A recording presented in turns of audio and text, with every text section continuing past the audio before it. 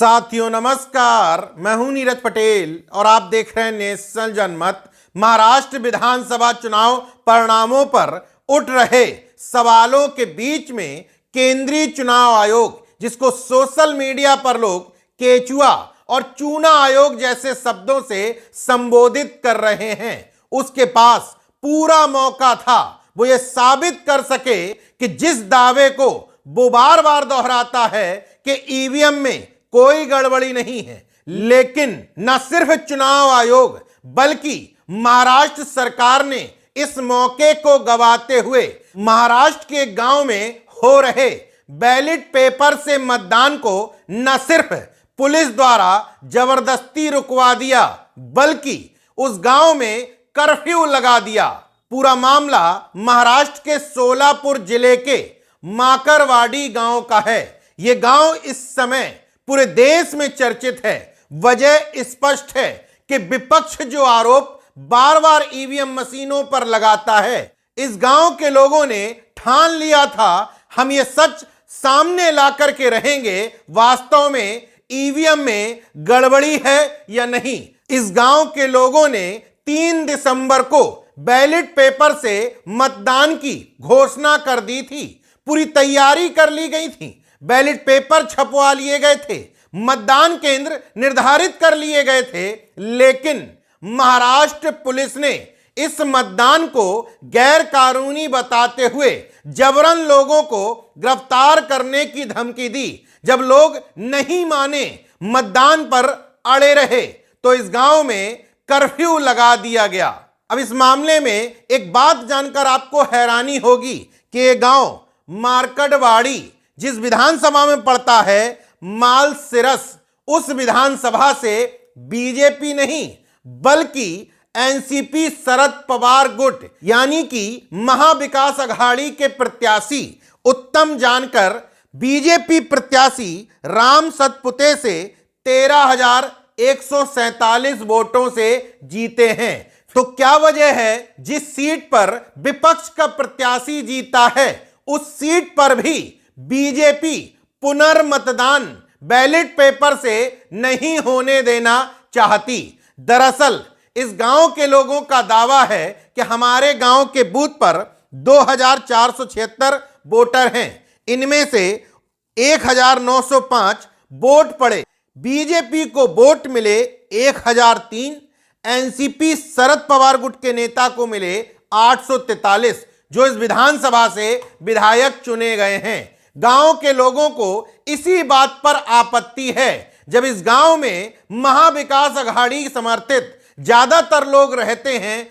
तो कैसे संभव है कि चुनाव भले ही उत्तम जानकर जीत गए हों, लेकिन इस पोलिंग बूथ पर उनको कम वोट बीजेपी से कैसे मिले।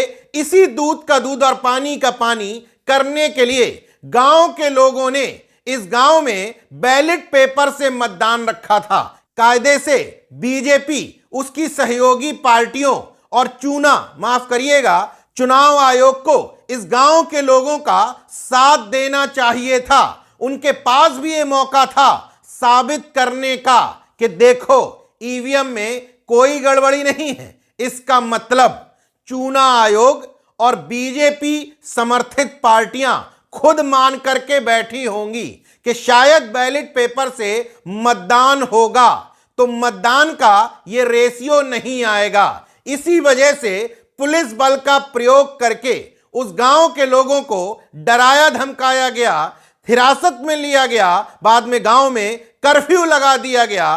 कुल मिलाकर के बैलेट पेपर से मतदान होते होते भले ही रह गया हो, लेकिन मार्कड़वाड़ी गांव के लोगों ने पूरे देश के सामने नजीर पेश कर दी है। देखो इनका भंडाफोड़ ऐसे भी किया जा सकता है।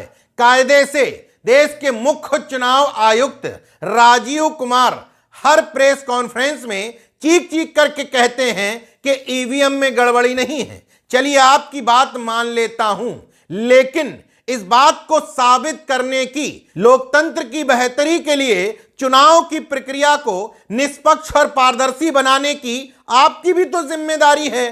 तो कुछ ऐसे कदम आपको उठाना चाहिए जिससे जनता में भरोसा जम सके कि जो बात आप कह रहे हैं वो बीजेपी और संघ की सरपरस्ती में नहीं, बल्कि देश के एक संवैधानिक पद पर बैठे हुए मुखिया की हैसियत से कह रहे हैं। बहुत अच्छा मौका था चुनाव आयोग के पास कि वो साबित कर सके कि ईवीएम में जितने वोट डले हैं वास्तव में इस गांव के लोग बीजेपी को उतना ही या उसके आसपास वोट देना चाहते थे।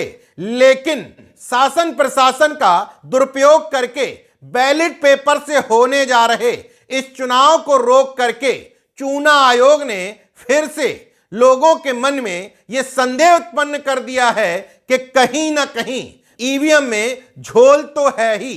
अगर ऐसा नहीं है तो विपक्षी पार्टियां और देश के तमाम मतदाताओं के मन में अगर यह भ्रम उत्पन्न हुआ है तो उसको दूर करने की कोशिश क्यों नहीं की जा रही। सबसे अच्छा सॉल्यूशन है ईवीएम में पड़े वोटों का वीवीपैट पर्चियों से मिलान कर लिया जाए और वीवीपैट की पर्चियों को गिनवा लिया जाए तो काफी हद तक यह भ्रम दूर किया जा सकता है। मगर अफसोस केवल बयानों में कहा जा रहा है, इस भ्रम को दूर करने की कोशिश भी नहीं हो रही। देखते रहिए नेशनल जनमत, जागरूक और सजग बने रहिए। जय विज्ञान, जय संविधान, जय लोकतंत्र। धन्यवाद।